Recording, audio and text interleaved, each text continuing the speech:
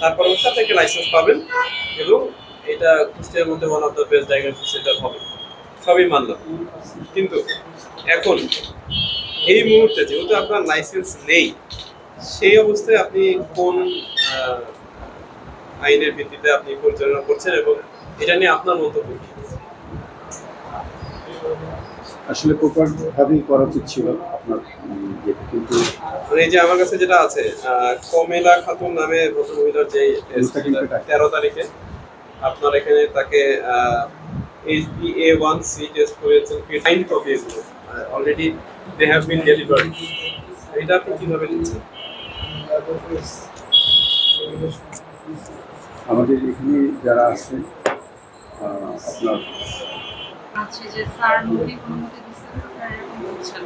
জি আমাদের হ্যাঁ, আমি গত 7 তারিখে যে মিটিংটা হয়েছে আমি স্যারকে জানাচ্ছি, তো এই জন্য তাহলে আপনি জানাবো। না ওনাকে রিকোয়েস্ট করে এসেছিলাম মিটিং শেষে, তো বললো যে আমি নতুন আসছি আপনাদের ব্যাপারে জানি আমার ইয়ে আসছে, আমি সেদিকে 1 সপ্তাহের মধ্যে আমি যাব এবং তো আপনাকে তো আমি আপনার কথায় আপনাকে ঠিক যে যদিও সিভিল সার্জন মহোদয় মৌখিক অনুমোদন দিলেও আপনি চালাতে পারেন না, উনি কিন্তু কখনোই বলেন নাই যে you can start your business from now, you can start your test from now.